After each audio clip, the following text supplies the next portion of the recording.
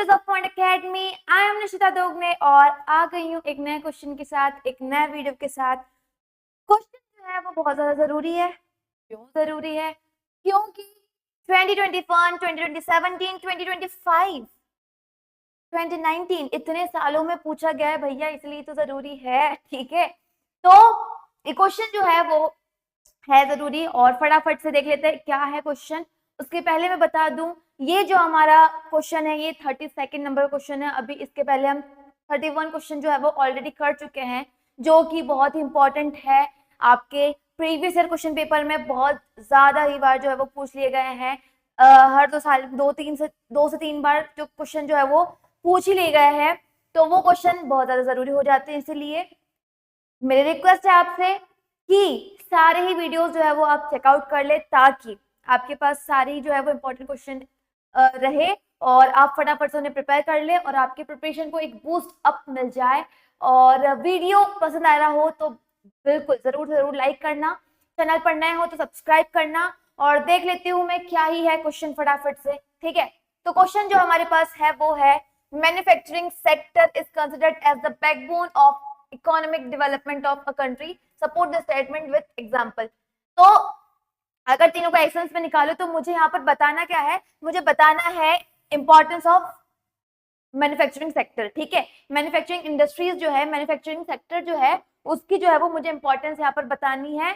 और मुझे ये क्वेश्चन या तो डायरेक्टली पूछ लेंगे वो, या फिर जैसे स्टेटमेंट में दिया है उस तरीके से जो है वो पूछ लेते हैं। ठीक है, या तो ये स्टेटमेंट जो दिया है उस तरीके से पूछेंगे, या फिर ऐसे डायरेक्टली जो है वो आपसे क्वेश्चन पूछ रहे होंगे। ठीक है, तो क्वेश्चन हमने देख लिया है कि हमें अल्टीमेटली बताना जो है वो क्या है, इंपॉर्टेंस बताना है मैन्युफैक्चरिंग इंडस्ट्रीज की या फिर सेक्टर की। तो फटाफट से देख लेते हैं क्या ही है इसकी इंपॉर्टेंस और क्या ही होगा इसका आंसर। ठीक है, तो मैन्युफैक्चरिंग जो सेक्टर है उसे बैकबोन क्यों कहा जाता है? ठीक है, और बैकबोन क्यों कहा जाता है? अगर बैकबोन बोल रहे हैं तो मतलब कुछ ना कुछ इंपॉर्टेंस होगी उसकी। ठीक है, तो यहाँ पर मैन्युफैक्चरिंग सेक्टर जो है उसे बैकबोन इसलिए बोला जाता है क्योंकि पहला जो पॉइंट है वो है इट सपोर्ट्स फॉर एग्रीकल्चर। ठीक है, the manufacturing sector provides essential input for agriculture such as tractor, harvesting machine and fertilizer which modernize farming practices। अब भैया हमें पता है कि जो फार्मिंग सेक्टर है, ठीक है, या फिर जो मैन्युफैक्चरिंग प्राइमरी सेक्टर है वो क्या करता है, वो रॉ मटेरियल प्रोड्यूस करता है किसके लिए?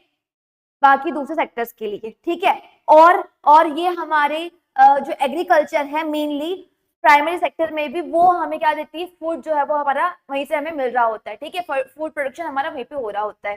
तो अब फूड प्रोडक्शन जो है वो अच्छा करने के लिए हमें प्रोडक्शन भी अच्छा चाहिए, है ना। अब प्रोडक्शन अच्छा चाहिए तो उसके लिए हमें मुझे कुछ चीजों की जरूरत भी लगेगी। तो वो जो चीजें हैं, ठीक है, जितने भी टूल्स है, जितने भी चीजें हैं, वो कौन प्रोवाइड करता है? वो प्रोवाइड करता है मैन्युफैक्चरिंग सेक्टर। ठीक है, जो मैन्युफैक्चरिंग सेक्टर है वो फार्मिंग के हमारे अलग अलग जो टूल्स है, ट्रैक्टर है, ये भी तो मैन्युफैक्चर होके आ रहा है। ट्रैक्टर है, हमारे टूल्स है, सिकल है, सो है, ये सारी चीजें हैं।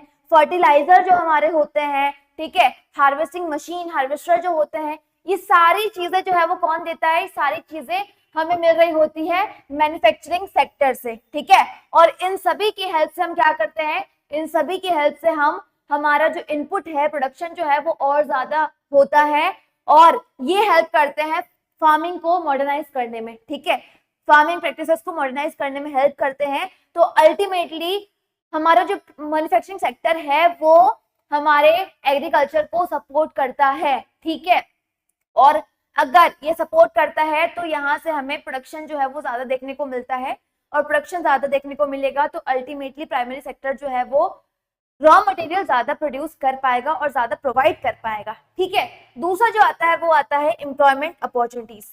तो अगर मैं इंडस्ट्रीज जो है, ठीक है, अगर इंडस्ट्रीज जो है वो अगर मैं ग्रामीण क्षेत्रों में बैकवर्ड जो क्लासेस बैकवर्ड जो एरियाज है वहां पर अगर मैं इंडस्ट्रीज अगर स्टैब्लिश करूं तो वहां से क्या होता है, वहां से ट्राइबल और बैकवर्ड पीपल जो है उन्हें अच्छी खासी जो है वो वहां पर मैं जॉब प्रोड्यूस कर सकती हूँ। ठीक है, जॉब अपॉर्चुनिटीज हमारा जो मैन्युफैक्चरिंग सेक्टर है, अगर हम वहाँ पे इंडस्ट्री प्रोड्यूस करते हैं, इस्टेब्लिश करते हैं, तो हमें अच्छी खासी जो है वो एम्प्लॉयमेंट देता है मैन्युफैक्चरिंग सेक्टर। तो ठीक है, तो पहला जो है वो क्या है? Support for agriculture. दूसरा जो है वो है ये हमें देता है एम्प्लॉयमेंट अपॉर्चुनिटीज। ठीक है, और ऐसा नहीं है कि कुछ ही लोगों को, जब फैक्ट्री स्टैब्लिश होती है, जब इंडस्ट्री स्टैब्लिश होती है, तो बहुत सारे हजारों लोगों को एम्प्लॉयमेंट जो है वो मिल रही होती है। ठीक है, तीसरा जो पॉइंट आता है वो आता है आपका ट्रेड एक्सपेंशन। ठीक है, ट्रेड एक्सपेंशन। अब हमारा जो हम प्रोड्यूस करते हैं, जो मटेरियल, फाइनल गुड्स जो प्रोड्यूस करते हैं, फाइनल प्रोडक्ट,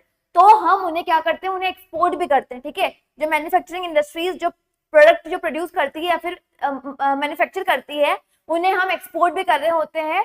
तो ये जो एक्सपोर्ट करते हैं मैन्युफैक्चरिंग गुड्स को, ठीक है, ये क्या करता है, ये हमारा फॉरेन एक्सचेंज जो है वो बूस्ट करता है और ज्यादा बढ़ाता है, हमारी जो वैल्यू है वो बाकी कंट्रीज में और ज्यादा बढ़ाता है, और हमारा जो रिलेशन है दूसरी कंट्रीज के साथ, ट्रेडिंग रिलेशन जो है वो और ज्यादा बेहतर करता है। ठीक है, कंट्रीब्यूटिंग टू नेशनल प्रॉस्पेरिटी। और जब हमारा एक्सपोर्ट अच्छा होता है तो हमारी इंडियन इकोनॉमी को एक बूस्ट जो है वो मिल रहा होता है। ठीक है, चौथा जो तरीका आता है वो आता है इंटरडिपेंडेंस। ठीक है, चौथा जो इंपॉर्टेंस है वो है इंटरडिपेंडेंस। तो जिस तरीके से एग्रीकल्चर जो है, ठीक है, agriculture and industry complement each other, agro industries rely on agricultural raw material and provide products that enhance farming efficiency। ठीक है, तो ये जो फार्मिंग सेक्टर है, ठीक है, एग्रीकल्चर जो है, जिस तरीके से मैन्युफैक्चरिंग इंडस्ट्रीज जो है